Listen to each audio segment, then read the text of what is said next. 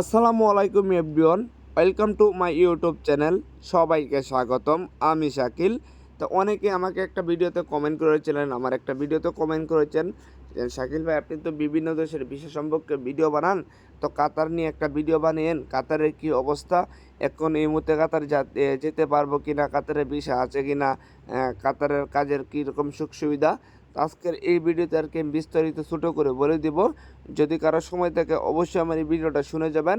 আর যারা কাতার যাবেন তাদের জন্য এই ভিডিওটা খুবই গুরুত্বপূর্ণ হতে যাচ্ছে। আর আমার চ্যানেলে যদি নতুন হয়ে থাকেন অবশ্যই আমার এই চ্যানেলটিকে সাবস্ক্রাইব করে পাশে থাকবেন বিভিন্ন দেশের ভিসা সম্পর্কে ভিডিও জানার জন্য। কারণ আমার এই চ্যানেলে বিভিন্ন দেশের ভিসা সম্পর্কে ভিডিও দেওয়া হয়। আর আমার ভিডিও দেখে যদি আপনার উপকারে আসে, আমার কথার সাথে যদি আপনার কথাগুলো মিলে যায়, তাহলে আমার চ্যানেলটাকে সাবস্ক্রাইব করবেন। আর নয়তো আমি বলবো না যে আমার চ্যানেলটা আপনি সাবস্ক্রাইব করে আমার পাশে থাকেন, আমাকে সাপোর্ট করেন, এরকম কথা আমি কোনোদিনও বলবো না। যদি আমার কথাই আপনার উপকারে আসে, যদি আমার কথাই আপনার কাজে লাগে, তাহলে আপনি আমার চ্যানেলটাকে সাবস্ক্রাইব করবেন। যাই হোক, এত কথা বাড়াবো না। এক সময় কিন্তু কাতার প্রচুর পরিমাণ লোক যেত, সৌদি আরব, দুবাই, ওমান, মালয়েশিয়ার মতন কিন্তু লোক কিন্তু একসময় কাতার মানুষ যাইতো। আর এখন কিন্তু কাতার মানুষ যাচ্ছে না, কারণ কাতারের অবস্থা খুবই খারাপ। কাতারে এখন ঠিক মতন স্যালারি পাওয়া যায় না, ঠিক মতন কাজ কাম নেই। যারা কাতারে আছে, ঠিক আছে, যারা কাতারে পুরান লোকগুলো আছে, তারা আর কি কিছু মতো আর কি চলতে পারে। আর নতুন লোক গিয়ে কাতারকে কোনো সুখ সুবিধা করতে পারবে না, কারণ কাতার এতটা সুখ সুবিধা নেই। এখন কাতারের অবস্থা খুবই খারাপ হয়ে গেছে। এখন কাতার থেকে আমি মনে করি সৌদি আরব ভালো হবে, কারণ সৌদি আরব মনে করেন সাপ্লাই কোম্পানি হলেও কাতার থেকে অনেক ভালো হবে।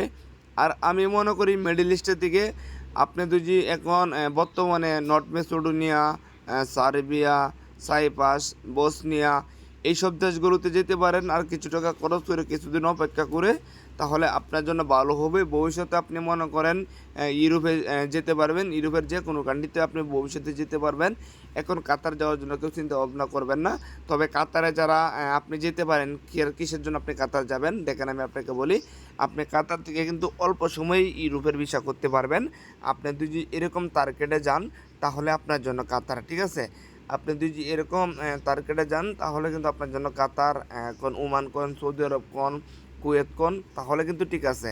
আর কামের উদ্দেশ্য করে এখন কেউ কাতারে যাবেন না, ঠিক আছে। আর যদি আপনি চিন্তা করেন আপনি ভবিষ্যতে ইউরোপে যাবেন, তাহলে আপনি কাতার, ওমান, কুয়েত, সৌদি আরব এইসব দেশগুলোতে যেতে পারেন। কারণ এই দেশগুলো থেকে অল্প সময়ে কিন্তু ইউরোপের ভিসা হচ্ছে। তবে হ্যাঁ, এইসব দেশে কিন্তু হাজার হাজার এজেন্সিগুলো বসে রয়েছে, বিভিন্ন রকমের দালালগুলো, ঠিক আছে, মানুষের টাকা পয়সা হাতিয়ে খাওয়ার জন্য। চিন্তা ভাবনা করে যাচাই বাছাই করে দালালদের কাছে বই জমা দিবেন, টাকা পয়সা সাবধানে, কারণ একটা টাকা ইনকাম করতে খুবই কষ্ট হয়, ঠিক আছে। এই বিদেশ একটা টাকা কামাইতে গেলে অনেক কষ্ট হয়। যারা বিদেশে আছে, যারা দেশে বিভিন্ন রকমের কাজ করে, গাড়ি দৌড়া, তারা বুঝতে পারে একটা টাকা ইনকাম করতে কতটা কষ্ট।